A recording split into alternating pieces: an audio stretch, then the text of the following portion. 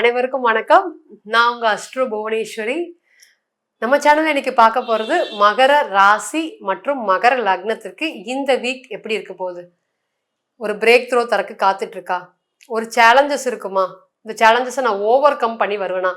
Upcoming time பீரியட்ல எனக்கு எப்படி இருக்க போகுது? எல்லாரும் க்ரோ ஆகிட்டே இருக்காங்க. நான் மட்டும் அதே இடத்துல இருக்கிற மாதிரி ஒரு விஷயம் போயிட்டே இருக்கு.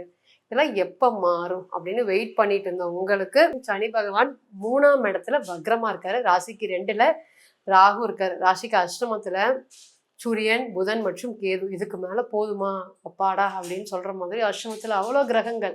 9ஆம் இடத்துல சுக்கிரன், ராசிக்கு 6ஆம் இடத்துல செவ்வாய் பகவான் இருக்காரு. ராசிக்கு 7ஆம் இடத்துல குரு. ரொம்ப நாட்கள் கழிச்சு குரு ராசியை பார்க்குறது அது ஒரு யோகம் அப்படிங்கிறத வச்சுக்கலாம்.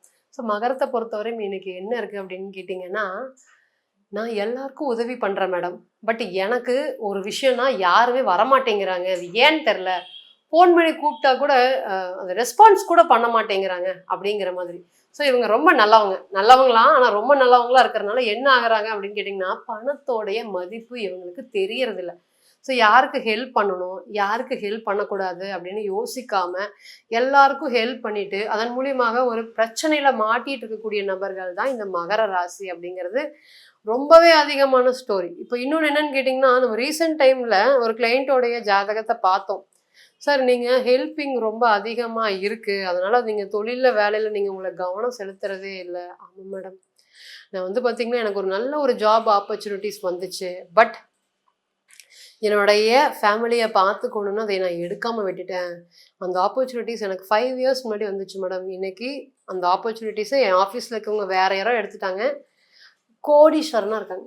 பட் நான் இன்னும் அதே இடத்துல இருக்கேன். என்னோட ஃபேமிலிக்காக இருக்கேன்.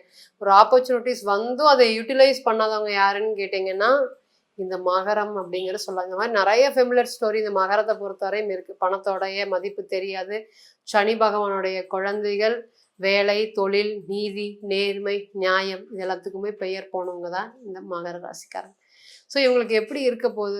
7ல் வேற குரு ரொம்ப ஸ்ட்ராங்காக இருக்கார். இந்த வருஷம் கல்யாணம் நடந்துருமா? இந்த மாதம் கல்யாணம் நடந்துருமா? இந்த வீக் கல்யாணத்துக்கு உண்டான ப்ராசஸ் நடக்குமா? எஸ், நிச்சயமாக ஒரு பாசிட்டிவ் அப்படிங்கிறது இந்த நேரத்தில் உங்களுக்கு கிடைக்க போகுது. ஃபஸ்ட்டு அதில் என்னன்னு கேட்டிங்கன்னா, ஒரு ஃபேமிலி 2 பேரும் வந்து பார்த்திங்கன்னா பேசிட்டோம். அவங்களோட அப்பா அம்மாவும் ஒரு பதில் சொல்ல, எங்களோட அப்பா அம்மாவும் பதில் சொல்ல. பட் நாங்கள் 2 பேரும் பேசிகிட்டு இருக்கோம். எங்களுக்கு இது மேரேஜில் எண்ட் ஆகணும்னு ரொம்ப ஆசைப்பட்றோம். மேரேஜில் எண்ட் ஆகுமா அப்படிங்கிறவங்களுக்கு இந்த நேரம் நீங்கள் எடுக்கக்கூடிய முயற்சிகள் அனைத்துமே ஒரு சக்ஸஸ் அப்படிங்கிறத கொடுக்கறதுக்கு காத்துட்ருக்கு அப்படிங்கிற அர்த்தம். குரு ராசியை பார்த்தாலும் சரி, லக்னத்தை பார்த்தாலும் சரி, எவ்வளோ கஷ்டமாக இருந்தாலும் கஷ்டத்துலேயும் ராஜா மாதிரி வாழ வைப்பார். இன்னைக்கு ராசிநாதன் 3ஆம் இடத்துல இருக்கிற கடுமையாக ஒரு எஃபர்ட்ஸ் போடுறீங்க. ஜெயிச்சே ஆகணுங்கிற ஒரு வைராக்கியம் இந்த நேரம் மகரத்துக்கு ரொம்ப அதிகமாக இருக்குது. அந்த விஷயம் எல்லாமே இனி நடக்க போகுது. ஒன்று அதில் ரொம்ப கவனமாக இருக்கணும். 2ஆம் இடத்துல ராகு, அவசரப்பட்டுறக்கூடாது.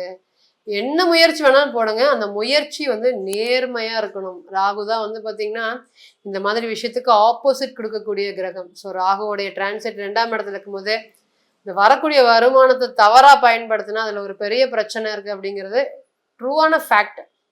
அதனால் இந்த வருமானம் சம்மந்தப்பட்ட விஷயத்தில் ரொம்ப கவனமாக இருக்கணும். புதிய முயற்சிகள் அப்படிங்கிறதுக்கு ரொம்ப சக்ஸஸ்ஃபுல். பேசாமல் இருக்கக்கூடிய ரிலேஷன்ஷிப் நிறையா மகரத்தை பொறுத்த வரையும் ஹஸ்பண்ட் ஒய்ஃபே வந்து பார்த்திங்கன்னா ஒரு வீட்டில் இருக்கோம் மேடம், அவங்க ஒரு ரூமில் இருக்காங்க, நான் ஒரு ரூமில் இருக்கேன். கிட்டத்தட்ட நாங்கள் 2 பேரும் பேசி 2 இயர்ஸ் ஆச்சு, 3 இயர்ஸ் ஆச்சுன்னு சொல்லிகிட்டே இருக்காங்க.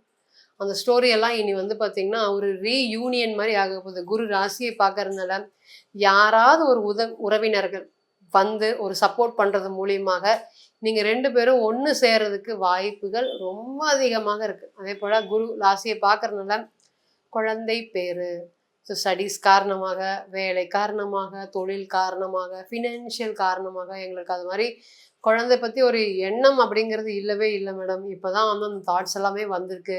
குழந்தை பேருக்கு இது ஒரு நல்ல ஒரு நேரமாக இருக்குமா அப்படின்னு கேட்குறவங்களுக்கு எஸ், இது ஒரு பெஸ்ட்டான டைம்னு சொல்லலாம். ஸோ குழந்தை பேருக்கு ரொம்ப ஒரு பாசிட்டிவான நேரத்தை ஏற்படுத்தி கொடுக்கக்கூடிய வாக்குறுதி, நிறையா வாக்குறுதி கொடுத்து இந்த மகரம் மிஸ் பண்ணியிருக்கீங்க. இனி இந்த அஷூரன்ஸ் அப்படிங்கிறது படிப்படியாக உங்களுக்கு மற்றவங்க மேலே இருக்கக்கூடிய நம்பிக்கை அப்படிங்கிறது அதிகரிக்கக்கூடிய ஒரு நல்ல ஒரு டிரான்சிட்டுக்கு உண்டான டைம் பீயிங்காக கண்டிப்பாக இருக்கும். மோர் ஓவர் இந்த நேரம் first priority marriage. Second priority மேரேஜில் இருக்கக்கூடிய கான்ஃப்ளிக்ஸ். 3வது சனி பகவான் வக்ரமாக இருக்கிறதுனால புதிய முயற்சிகள் அப்படிங்கிறதுல ரொம்ப ஒரு தொய்வு ஏற்படும். வருமானத்துக்கு உண்டான விஷயத்தில் ரொம்ப கவனமாக இருக்கணும். ஸ்டடீஸ் அப்படிங்கிறது நீங்கள் எடுத்துட்டிங்கன்னா இந்த நேரம் ஸ்டடீஸ்க்கு உண்டான காரக கிரகம் ரொம்ப ஸ்ட்ராங்காகவே இருக்குது.